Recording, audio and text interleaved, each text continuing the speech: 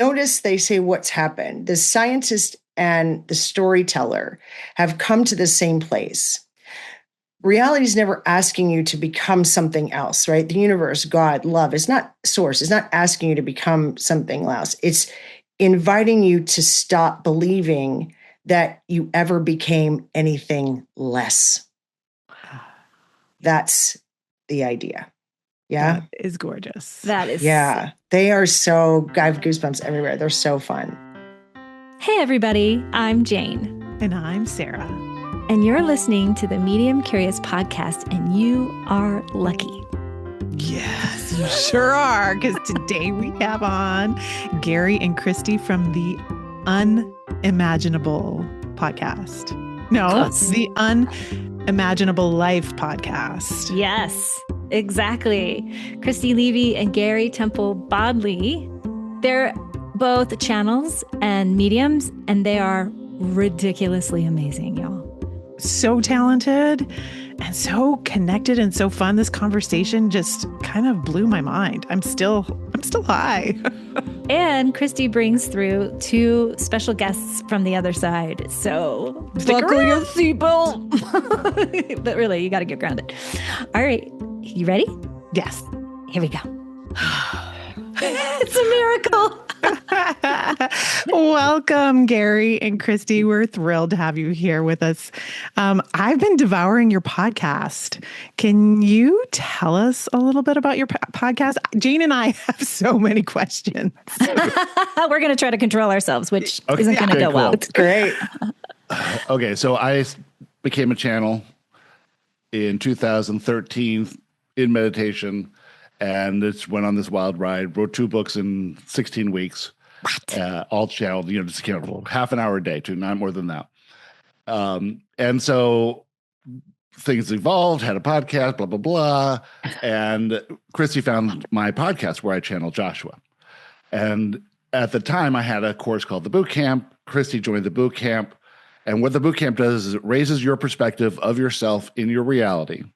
And what we notice is anyone who takes the boot camp, as they raise their perspective of themselves, their psychic gifts come online. Christy's everything came online. Wow. So she started, the first thing that happened after she finished the boot camp, she was at my 8 house. times. Yeah, she did. You do it many times in a row, and each time it shifts a little bit more. So she's at my house in North Carolina at the time for Thanksgiving with a bunch of people, and she just gets someone for the first time ever. Now, Christy has aphantasia. Do you know what that is? Yeah. You can't visualize anything. Like, you can't imagine anything. So if I say we have a green meadow, we have a big, gigantic tree, and the tree, instead of fruit, has jokers in it, she can't picture that. Right. Right. Yeah. Sarah, So doesn't your son have that? Yes, I'm fascinated by this and how to teach people mediumship and this If they work can't see. if they can't see. Yeah, it's better because as soon as something came in for Christy, she knew she wasn't making it up. Like we all think I'm making it up, right? When I see something. So you right. see Gorgeous. with mediumship, Christy. Yes. Wow. Clearly. Oh, yeah, because I've heard you set the scenes and all the visuals. Oh my gosh. Okay. Sorry to interrupt, Gary. Yeah. Keep going. So this all came on like really quickly. So it's overwhelming because, she's a channel as well. She can talk to her spirit guide. She can talk to her inner self. Dead people come all over the place. And so it took about 6 months of working together to sort this all out. Like I had an 8-hour session with my mom. Wait, hold on. Wait, Yeah. Christy, you had his mom for 8 hours? 8 hours. Wow. So all this stuff, she got my nanny, who I'd never met. I was 2 years old when we left. She comes, I've got these words I wrote down and this song I'm singing. And I go, I think that's Zulu because I was born in South Africa. And so it's likely my nanny was Zulu. And so I type it into Google and a video comes up and I click play and it was exact.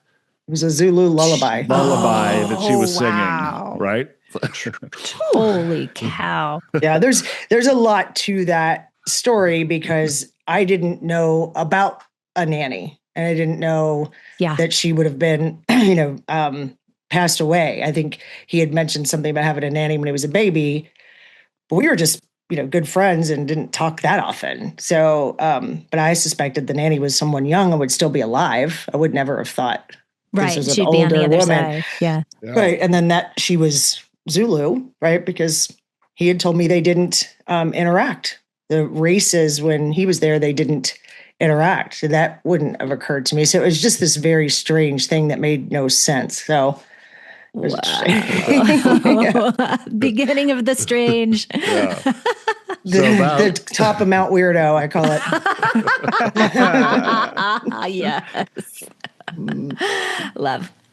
So all of that's happening. About 8 months go by, and we're together in a hotel in Orlando. And we were just sitting on the bed talking about how weird it is that so many comedians and rock stars die young. Just a normal conversation. We go out on the patio, and she says, "Somebody's playing with my hair." And I'm like, I knew instantly someone's coming through. And I'm like, I did not. So then she gets clues. Like, we'll get clues when we do this today. They don't ever tell us who they are. We have to figure it out. That's part of discovery or something. Okay. Yeah. Like the game of it or something. Yeah. It's kind of always been like that. Yeah. Yeah. So she says Red Arrow Camp. What was the other one? Chippendales. Chippendales. And so I'm looking at this and go, oh my God, it's Chris Farley. So that was the first one. I love Chris Farley. It was the first one. How fun. What a great first one. So I'm asking, some questions about life, but mostly spiritual questions, Yeah. like, are we the creators of our reality, and, what's happening in the non-physical and all that.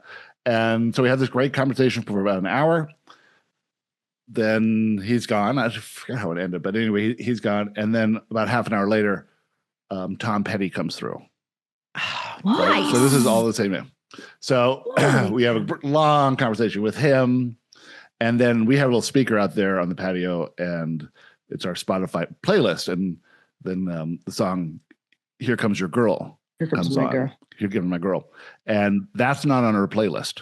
Oh, Tom's like, listen, this should be on your playlist, but I'll just put it right here. I'll put it there. Right when I'll he's just put it talking to right us, yeah. Oh my God, the chills cannot stop, y'all. What? So, It's nuts. like, we have these conversations; they're just coming through all the time. David Bowie comes through on my birthday Oh, how fun. Lucky. because we have the same birthday. Oh, Right? so And cool. just so many others. And then, so this goes on for months and months. And then Prince comes through. Stop it. And that was the first time it occurred to me, after talking to like 30 of them, that I recorded it. So I had my phone and I recorded on my phone. So that's our first podcast. Oh my God. And that was 4 hours that I only recorded an hour and a half of because my phone died. Wow. And so then so go ahead, honey, tell them. Oh, right in the middle of a drink. I don't. You said it very well. The funny thing to me about all of it is the way they would come through, when they would come through. They would do it with. We'd have just a small group of friends, and we're all hanging out, and somebody would say something. Yeah. And it was like Ziggy is, my horse's name, and something came through about Ziggy, and I just immediately went, who is Ziggy Stardust? And there's a few of us sitting around anyway, and somebody said, that's David Bowie. Like, you guys, and they're grabbing their phones, right?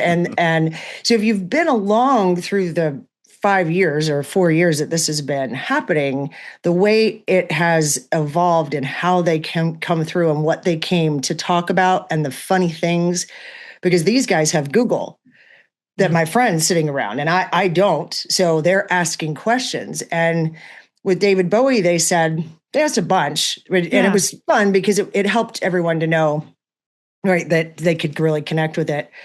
But somebody asked, what was his childhood address? And he clicked his teeth at me like, no. And then we sat there, we finished the whole thing, and he walked away. And then he turned around and came back and he said to me, I always have to have an encore. And it was It was so much fun. And he came right back, which they always come through back here for me. And he just whispered something in my ear and it made no sense. And he said, "That's just for you, right? That's just for you." And I'm like, "What?" Oh my God. And what?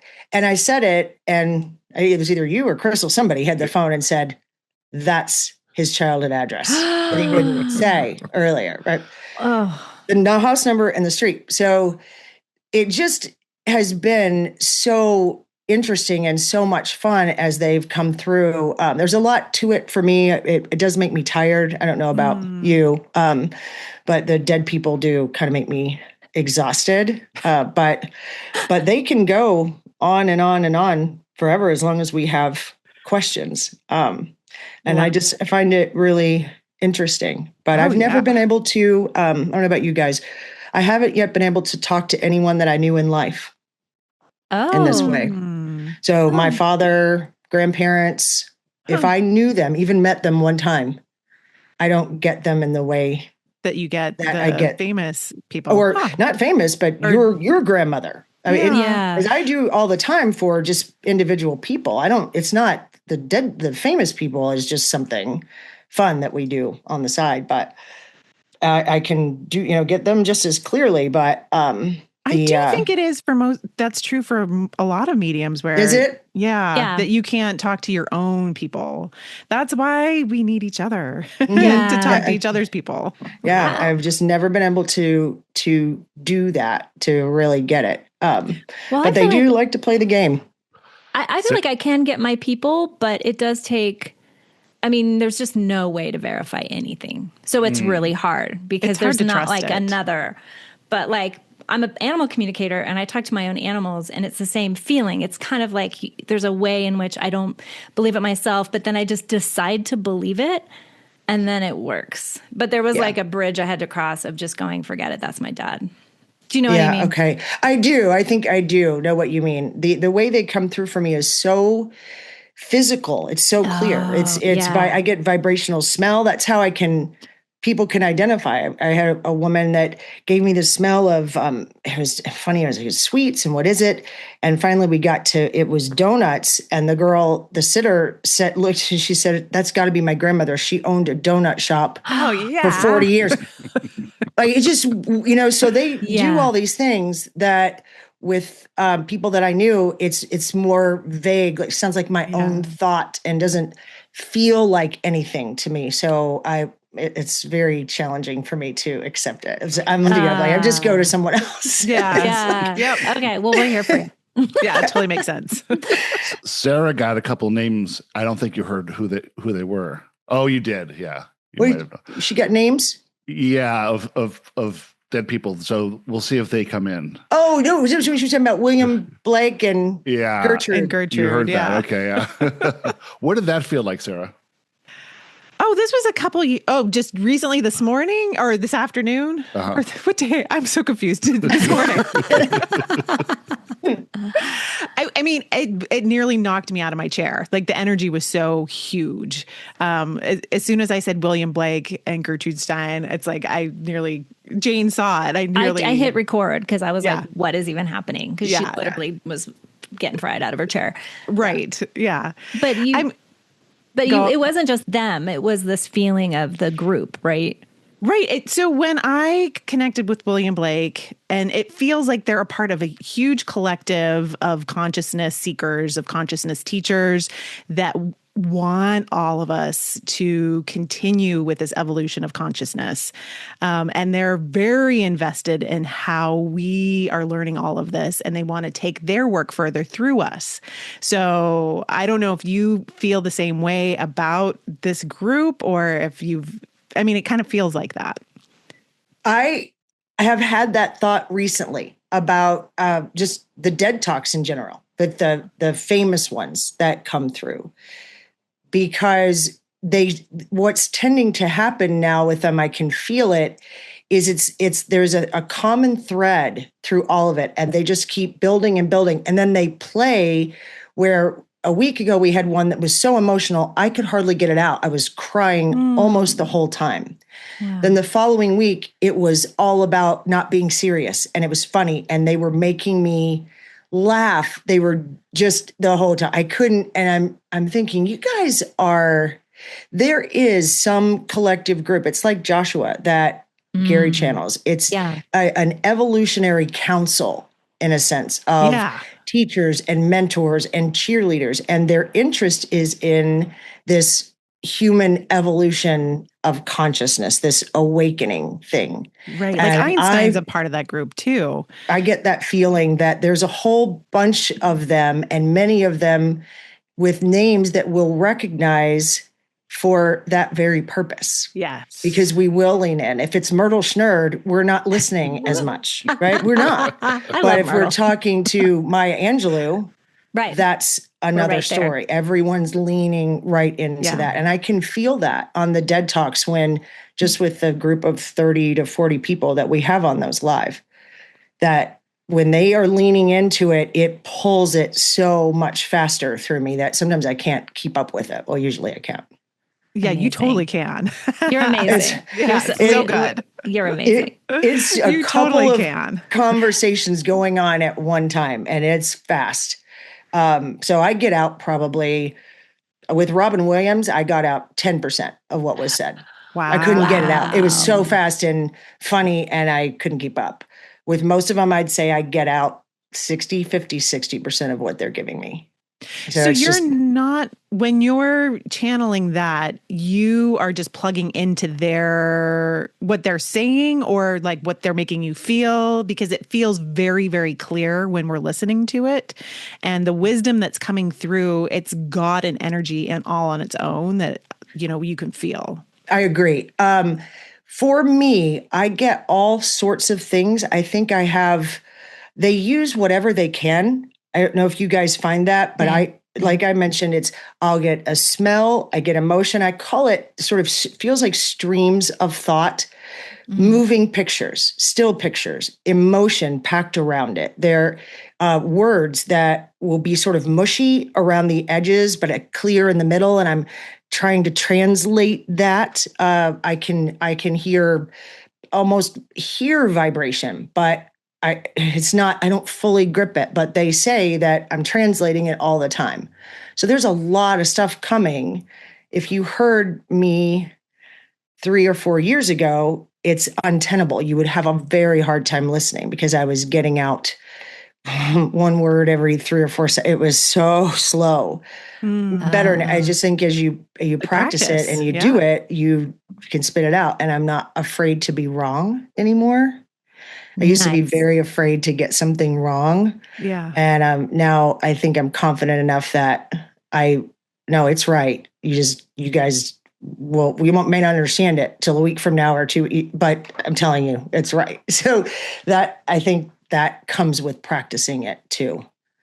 So I know anybody can do this. Anyone can do it. I'm very clear about that.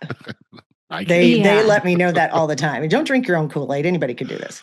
Don't drink your own Kool-Aid. Anyway, I just want to back up a tiny bit for our listeners. The Dead Talks are what the Unimaginable Life more or less consists of, right? Do I have that right? Like not every episode, but most of them, you do a Dead Talk, basically, where you get all the signs and symbols. And you have a bunch of people on Zoom, like your crew that you mentor, Gary. Okay. Yeah. It's live. Anybody can get on that wants to. It's live. What? So. Yeah, it's live. Okay, we'll put that all in our show notes. We'll link it all. It's all going in the show notes. I just want everyone to have full context for what's happening. Gary lets everybody come on. Oh, sweet. Okay, so you want to know what my part in all of this is? Yes. Yeah, teach. What's up? Usually, when we send out some introductions and say you want to have us on your podcast, people go, "Yeah, we want to have Christy." Why do we need Gary? We already love Gary. Yeah. As soon as I saw your face, Gary.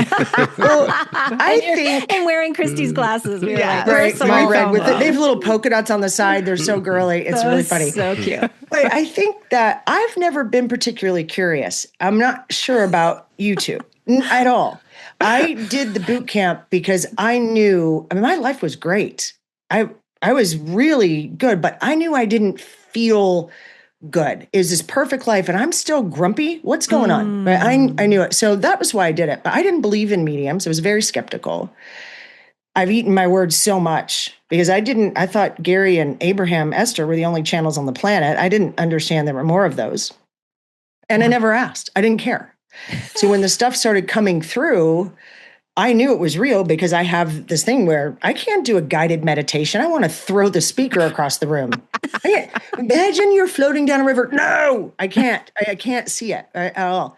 So when this stuff started coming, it was so weird that I couldn't really deny it. And it was so clear right from the get-go with somebody's grandmother and the memories that they would give me that there's no way I could know. I'm telling them where a pair of tennis shoes is. They've lost. It's under the bed. Right. It's too clear. There's no way. So I had to believe in it all of a sudden, but I didn't. I thought mediums were they had plants I thought it was fake. I really did not believe in it. So my belief structure had expanded so much doing this work, doing processing limited beliefs, doing the work that we do, that it allowed that to occur, to happen, even though I personally thought it wasn't true, but I didn't need to think it was true for the information to come. I just had to be willing to say it.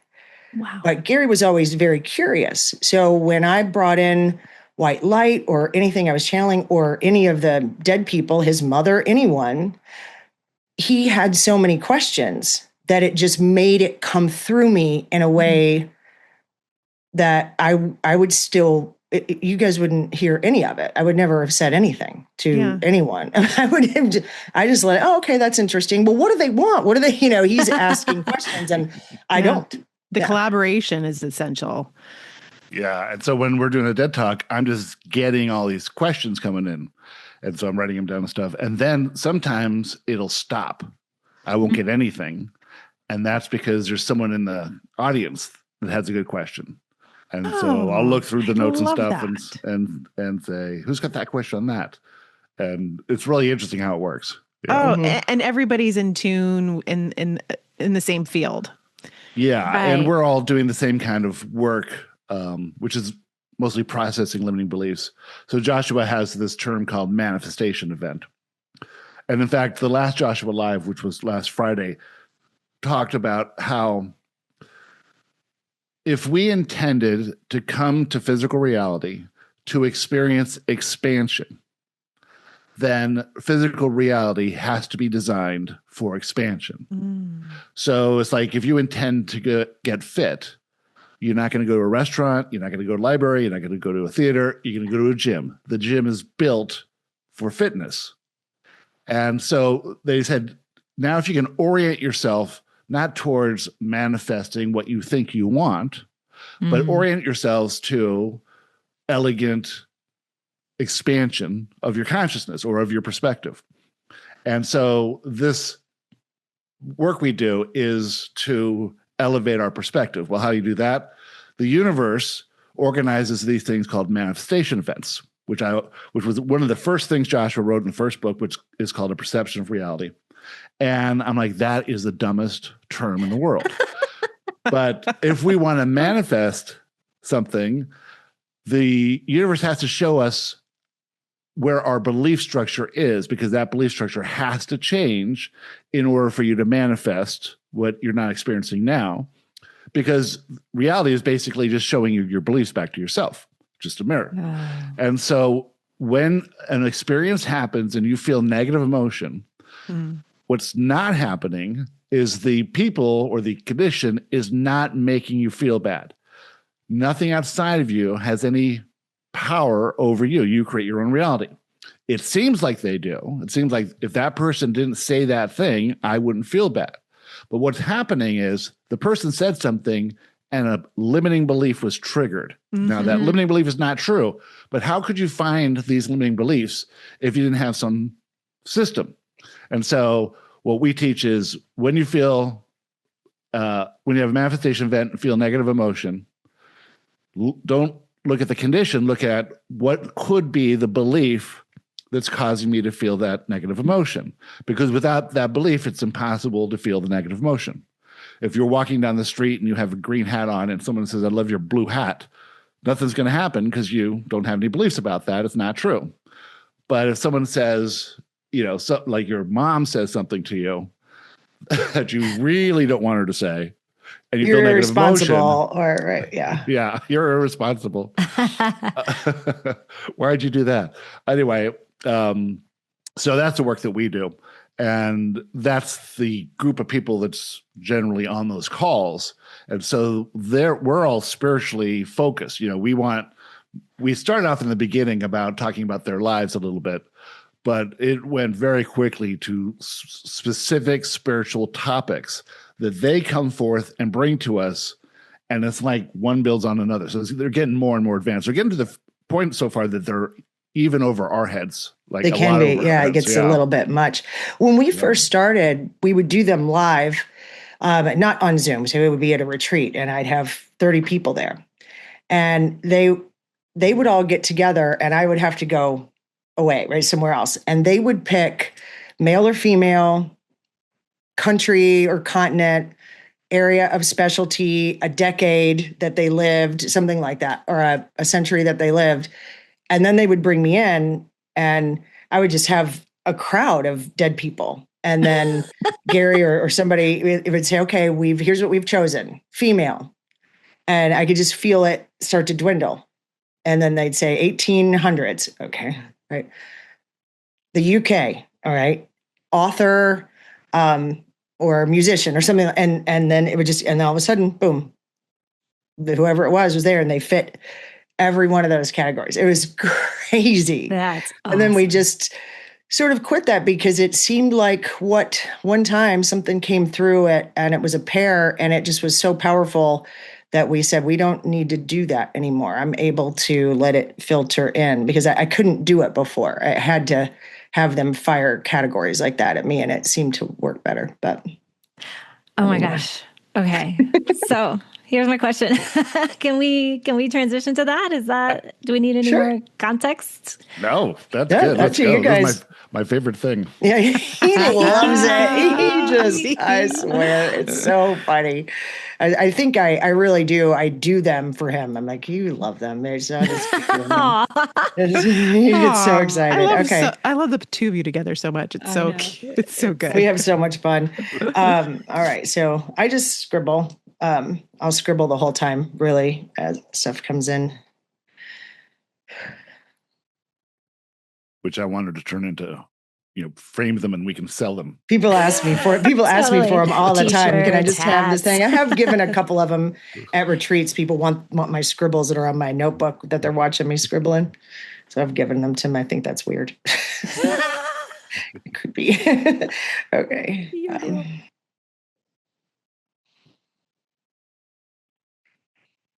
Get out your phones too, because we have to figure out who they are.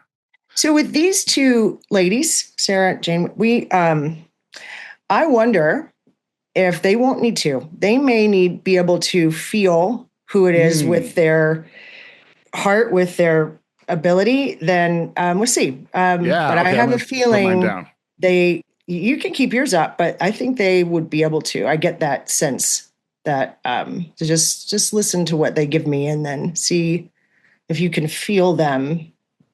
Okay, there we go. First one's male. You guys, the references are so personal. It's really funny. Narnia. This is about my closet, so don't ask, but it's funny. I know exactly what he's trying to tell me. Narnia. Who wrote The Lion and the Witch and the Wardrobe? C.S. Lewis? That's right. That's who it is. Woo! C.S. Lewis. Very good. But it's not The Lion, the Witch, and the Wardrobe, he says. Oh, no? That's not what he didn't write that. I don't know. That's what I was just hearing. He's shaking his head. I can't quite see him. C.S. What do you? C.S. Lewis. Oh. He said, "Call me Jack." He says, "Call me Jack." But C.S. Lewis is right. He says, "Call me Jack." Right? It's Narnia. It's Narnia. He's showing me. I have a cabinet in my closet that's huge, and it's got a big mirrored front on it. And when I open it, I always tell my friends, like, "Look, welcome to Narnia," and it's all these shoes, right? And that's what he showed me was my closet, and I was like, "My shoes? No, Narnia." Yes. And so then the clue goes away. And so So I his know. nickname was Jack. C.S. Lewis had a nickname of Jack? Yes. Okay. That's why he says, call me Jack. Yeah. Okay. What was C.S. Lewis's real name? It's like Clive. Yeah, you can say it too. Yeah, like Clive. He's rolling his eyes like he doesn't like that. What about the middle He name? prefers Jack. He's like, it's right. He's like, it's like ew, right? He's like, ooh, right? It's such a funny thing. It's like here's what he's showing me. It's like staple. Yep, that's it. Christy, that's it. His okay, that's staples. Freaking weird. No. No wonder he doesn't like it. No, who would? He sounds like he's going to sell some supplies. Yeah. Right. Okay. All right. So let's go next. I think he's a little bummed we didn't get to his birthday. He's funny. He's really entertaining. Okay. He's got, you gonna let him go? Yeah. Okay. This definitely male. He comes with like this.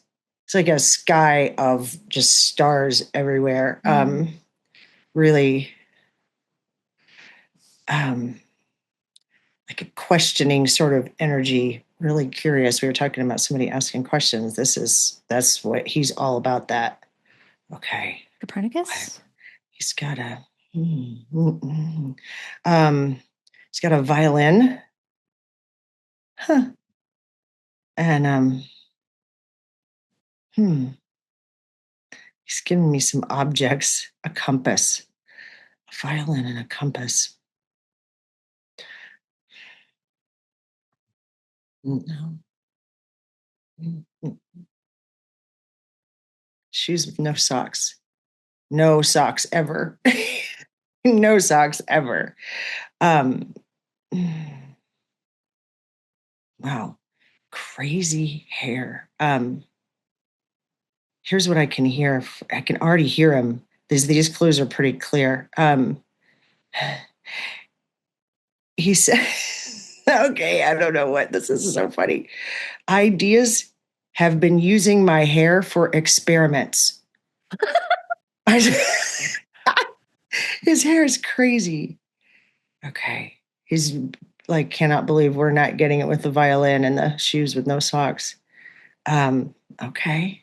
Einstein. I was going to say that. That's who it is. I was going to say that too. And the name would not come to me. And I've been wondering when Einstein's going to come through.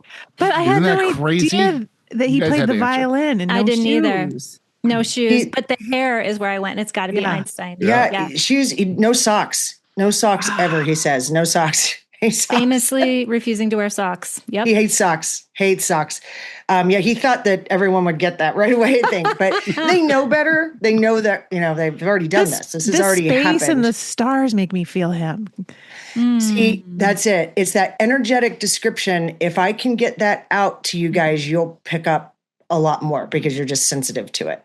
Where, a lot of people won't. That's what it is. His eyes are like... sometimes I don't get a really clear overall picture, but there's just certain things that I can see. And it's like they're laughing at the universe, right? And he's saying, yeah, okay, I got it. He says like the universe is a magnificent joke, but the punchline is joy. Oh.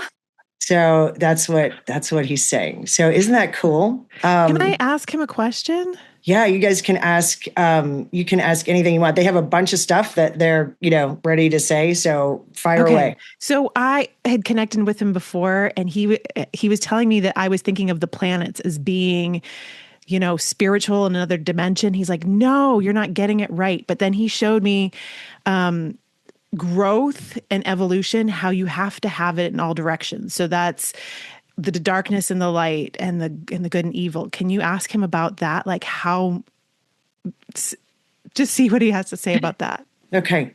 So the idea, first of all, that You are understanding that we are in polarity, Yeah. but we don't have to view things as polar. We choose to do that. We need the dark and the light. We need the positive and the negative. There's no creation without that. But dark does not equate to evil. There is no such thing. Everything is love. There is no evil. There's no need to protect yourself. It's human labeling of polarity, of good and bad. Dark and light do not mean good or bad. They're necessary. If you stand, he says, if you stand in a dark room that is lit on one side by a projector, if you just walk all the way to the light, the room is full of shadow. If you walk all the way to back, then the room is just full of light with no shadow. In the center is the perfect balance, where the shadow of you is the perfect outline of you, and the light is around. The front is light, the back is dark, and it's the perfect balance needed for creation, for curiosity, for moving forward, for exploration. There is no good or bad, only love. Did he realize that when he was alive at all? No. We understand that. He says no. Like we understand, those of us who are doing this work, and following Joshua, we understand that. And we understand that we're living in duality. How rare is that to even understand it? Like, we're talking to an audience now. How is this a very difficult concept for anyone to understand now, or are we getting closer to it? It is not a difficult concept to understand intellectually. The challenge is to embody it experience by experience. To understand it intellectually is to see the elephant. But you can't eat the elephant to bring it into you all at once. He says you have to bite a little bit at a time and have an experience to then understand where you are in duality, where you are judging good, bad, where you're believing that you must protect yourself from something outside of you. That's unnecessary. There is no protection needed. The thing about the planets, he's saying you shifted, right? Your perspective, you have shifted it. Think about the planet itself and its spherical nature, and then understand that everything is conscious. The planet itself is conscious. What is inside making up the planet, every cell of the human is conscious. Every cell of every physical being is conscious and working together. The sphere, the expansion of consciousness is also a sphere, and it expands outside in every direction, and the point on the inside expands inside itself. It's infinite expansion. And that was what he was trying to help you shift your understanding and how to see that. It isn't that they're not conscious or not spiritual. They are on their own journey, but it's the representation, understand the spherical nature, and then look at it that way as they expand and move. Even physically, they may not appear to be expanding, but they are. Does that make sense? Do you understand what he's saying to you? So are we all going to just continuously expand? Is that the whole point? Just to continue in our expansion? That is the only point, is to know more of who and what we are, which is God, right? To know that. That's all we are. That's all the planets are. That's what consciousness is. He's saying what he wants to tell you is that you are thinking that consciousness lives inside this universe, but it's the opposite. The universe lives inside consciousness. Yeah. So shift that, which he says you can do easily. One of you, he's like, help me. One of you understands this. Like that's something up here you have for sure. You are really understanding that. Just shift that to know that this consciousness of you is the entire universe. Mm-hmm. Life is living through you. It's experiencing through you. You're not living life. It's life coming through you. Everything is the opposite of what we think it is. It is, right? Right. He does say that what they want to talk about with you and your audience is that they have found themselves both laughing over one discovery in the non-physical, and they have been together often. They say we were given permission to speak together. They've spoken together before. They say we chose them. Okay, they say that we did. I know how that works, but this discovery that they've been laughing over is that they say the universe is infinitely friendlier than our human fear has led us to believe. It's not that it's easier, right? Well, stop then. Talk this way. Okay. So it's not easier, right? Just friendlier. Mm-hmm. So they say that a lot of people that are listening to you are experiencing life as though life was examining them. Life is examining you. Like existence is waiting for you to become worthy before it reveals its treasures, right? And Albert's like, it is not so. He's really good. And Jack is saying reality has never stood opposite you. It has always stood beside you, and quite often it's secretly cheering. So today, rather than even talking about what it's like where they are, they want to explore together whether or not we have misunderstood where we are.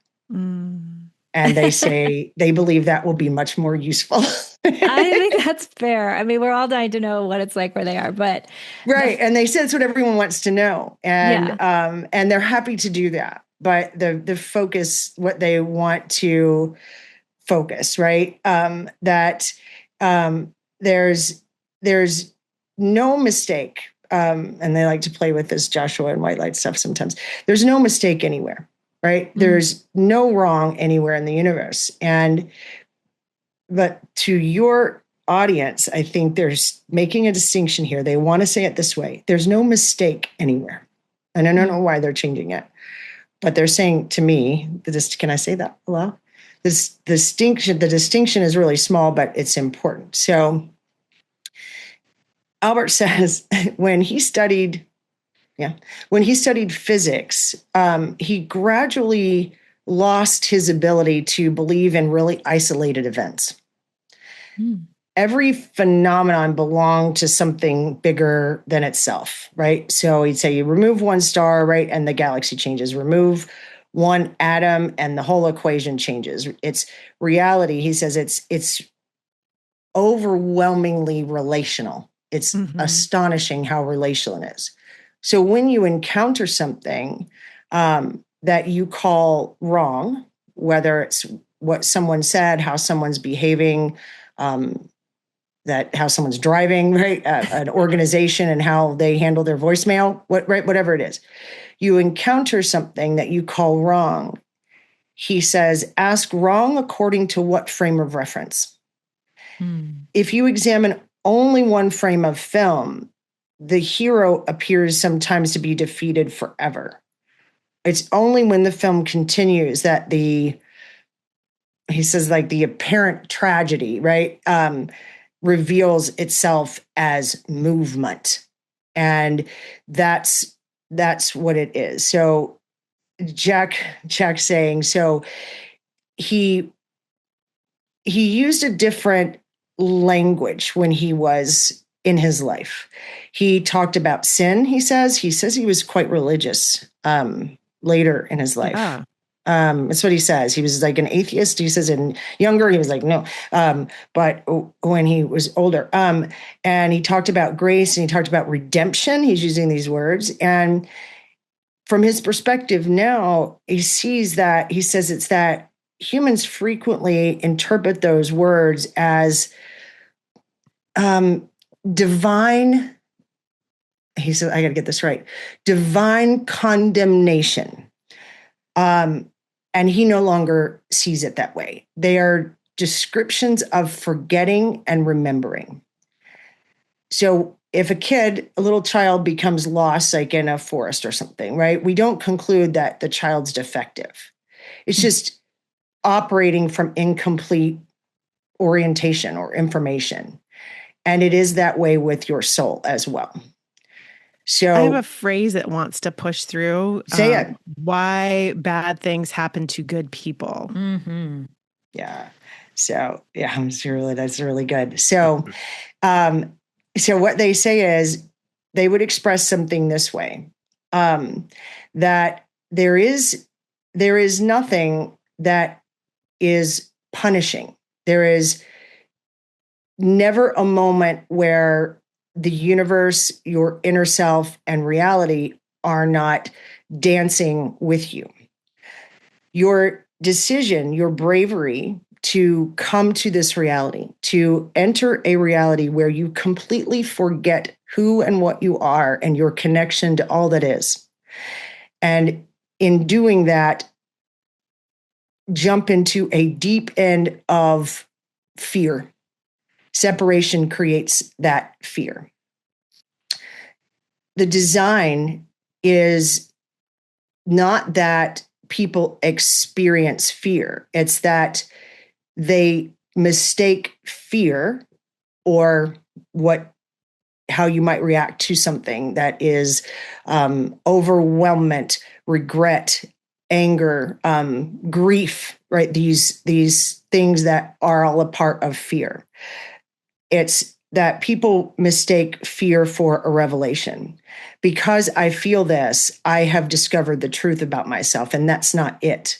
You have discovered what fear sounds like when it borrows your voice.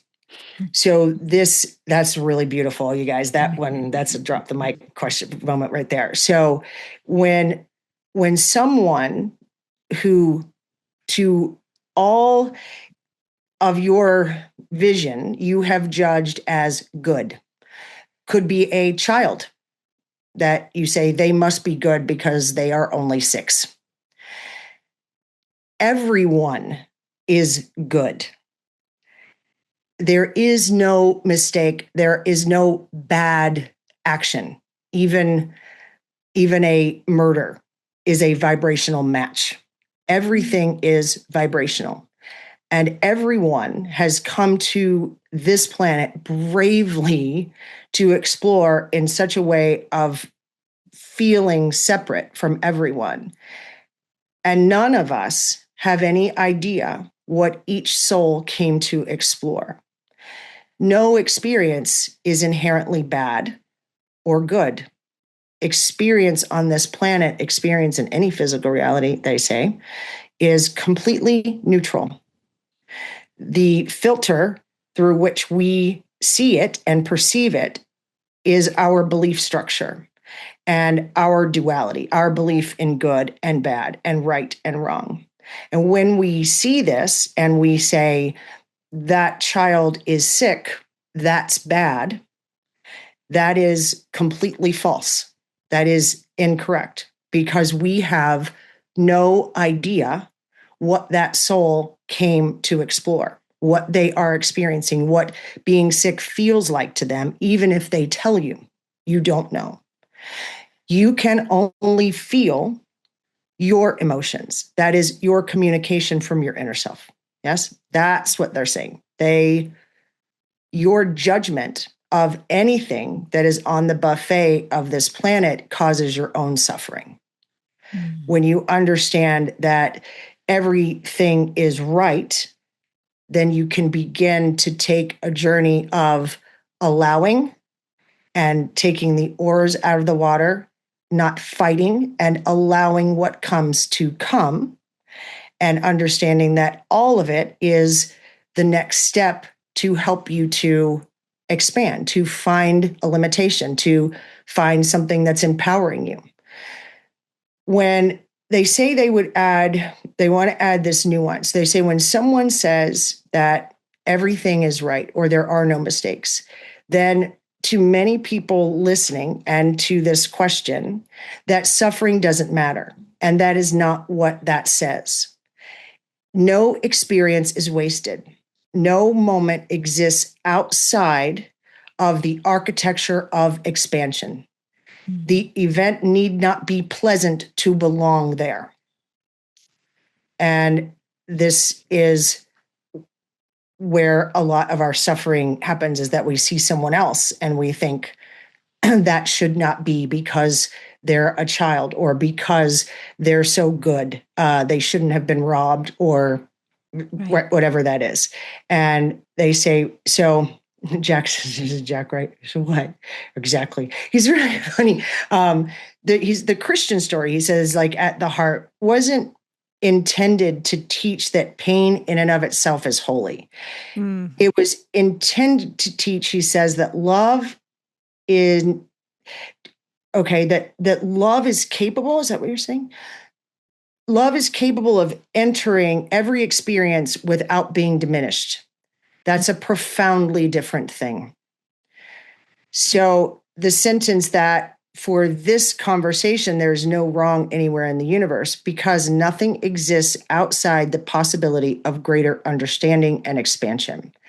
And there is no wrong because God, or whatever you prefer, reality, love, source, has never once withdrawn its companionship from any soul. Everyone is experiencing exactly what they came intending to experience. And there is no way any of us could ever know what that is, because likely the one doesn't know what their soul came to experience, right? Wow. Yeah, when we had Prince on, Prince's intention was to explore the deepest kind of loneliness imaginable. Oh, wow. And you wouldn't think that was what was happening with him. Yeah, but that's what he told us. Yeah. Yeah. So it's interesting. So he says that, is this Albert? Wait, stop. That your limiting beliefs are not your enemies, right? He's calling them hypotheses. It took me a minute to get that, like what that was. So you've turned spiritual awakening a bit into like scientific inquiry, right? So he says, right, and something about that's not terribly frightening. He says, but Jack has turned it into literature, right? But Makes sense. Of course he did. right, yeah. So notice they say And what's happened. The think that- scientist and the storyteller have come to the same place. Reality is never asking you to become something else, right? The universe, God, love is not source. It's not asking you to become something else. It's inviting you to stop believing that you ever became anything less. That's the idea. Yeah. That is gorgeous. That is. Yeah. They are so, I have goosebumps everywhere. They're so fun. Can I ask a question of Jack? Yeah. They're really good. They're really good with questions. They're fun. Oh, good. Yeah. Okay. Well, yeah. you know, The Lion, the Witch, and the Wardrobe was one of my favorite books of all times. And part of it was this feeling of a portal that I could open this door and go somewhere else. And I wonder if you can kind of comment on that for our little 3D minds and our little 3D Okay. All right. He's laughing like The Lion, the Witch, and the Wardrobe is a little different than the Chronicles of Narnia, I think. Well, it's one based of the on books. based on the same thing. Oh, I see what he's showing me. Okay. All right. That's what he's showing me. Okay. All right. So that idea of a portal is, he says, you're specifically talking about this wardrobe. And he says, but the wardrobe was never the point. It was only my favorite illustration. I love him. He's really good. He's like in a chair now. He's great. Okay. So he says people ask him pretty often whether he thought there were literal portals between worlds at the time. And he said, it's like they imagine this doorway in a forest or a shimmering veil, right? In the air. He showed me all these pictures of what people imagine. And he says, there are mysteries in a universe that is as abundant as this one. But those aren't really the portals that most of us are encountering, although some of us are, he says clearly. But the portals that matter are the ones you walk through every single day without noticing. See, he's going to take you down a different road than you wanted to go. I'm going with him. Wherever he wants to go is fine. That is what they do, right? So that as he says, he discovered, like, you think that reality changes because circumstances change. But reality changes because your perception changes. That's the first portal. You leave one interpretation and you enter another. The room hasn't changed. The universe hasn't changed. You have. And because you have, an entirely different world appears. So Albert's going to pipe in. I don't think she asked you.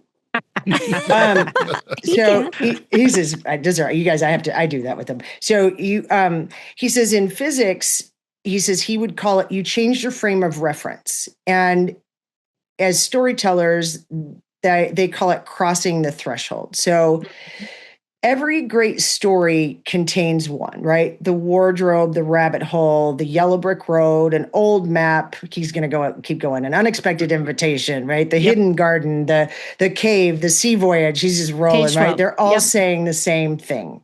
Yep. The world beyond was never separated by distance. It was separated by your seeing.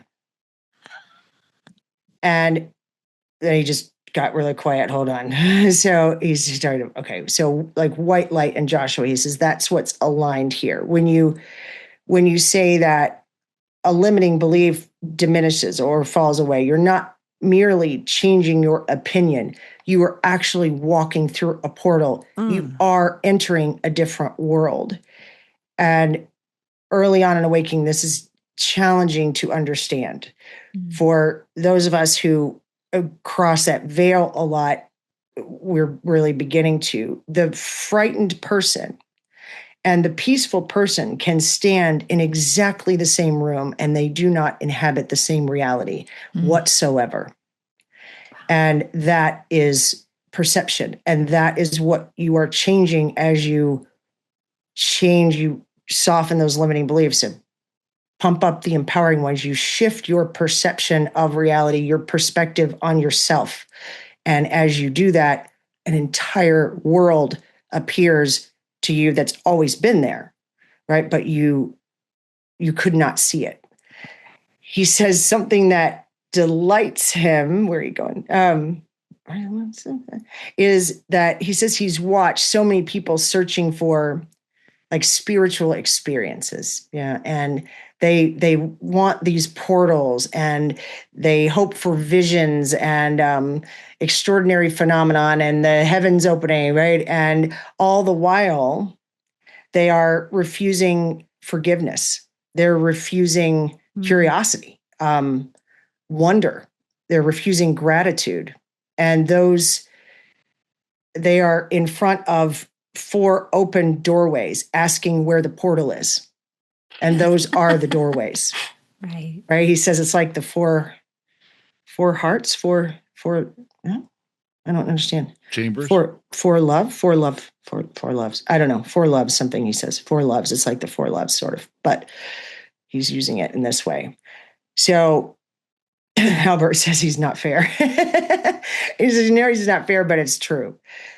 The greatest portals aren't hidden in, these forests or ancient ruins, right? They open the instant you become willing to question the story that fear has been telling. In that single moment, walls start dissolving. That's what it is. We're not asking people to build a better prison, right?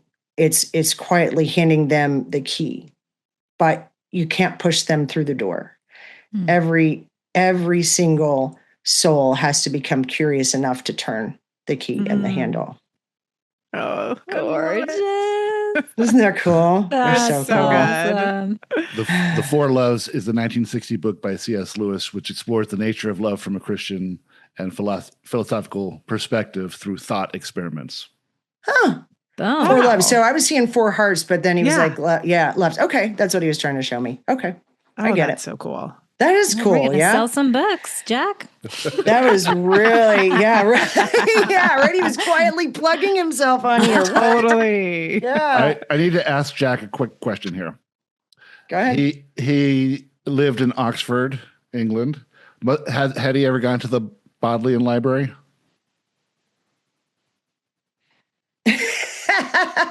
He's giving me a whole map of Oxford. He was there all the time. So yeah, it's just does the Bodleian and absolutely he says he's honored to meet you, the person that it was named after. It was a funny thing when we were kids. We have those big encyclopedias and look up our last name, which is Bodley. And there's the Bodleian Library, Sir Thomas Bodley. So our whole lives, we said we're descendants of Sir Thomas Bodley. And then later in life, found out that he had no children. So Dang. Dang it. Dang it. Yeah.